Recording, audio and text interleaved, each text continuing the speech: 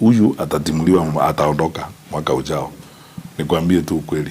Unajua unajua hii maneno hahitaji si unabii eti uanze kubaini uende kwa wachawi fulani wakuambie vile iko and so on. Hii ni mambo ambayo unaweza kuona wewe mwenyewe. Kwa sababu unaishi hapa Omari, you are an intelligent man, you can see. Kila wakati mimi najiuliza, niliona kiongozi mmoja ambaye mimi naheshimu kutoka magharibi ya Kenya wiki tu akisema eti kutafutia rais kura imekuwa ngumu sana.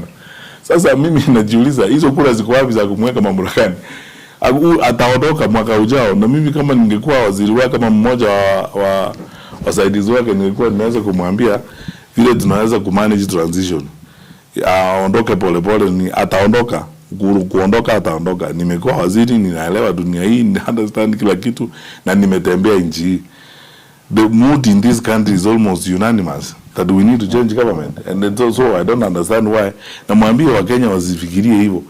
Unajua viongozi wetu, ndugu zetu ndio wanasema unajua rais hawezi kuondolewa mamlakani katika awamu ya kwanza. Nimekuambia wale ambao wameondolewa mamlaka saa hii chakula lako nyumbani baada ya mmoja. My friend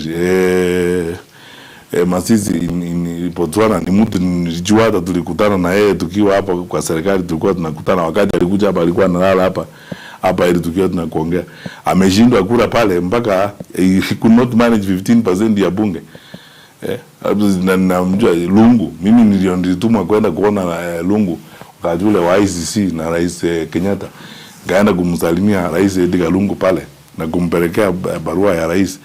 Alienda pale akashindwa uchaguzi vibaya sana. Alijaribu kushikilia huko, kaambiwa na kila mtu mpaka you my friend umeshindwa, goodbye. Hata majeshi wakamwambia sisi tuko tayari kusalute the new commander in chief. Na huyu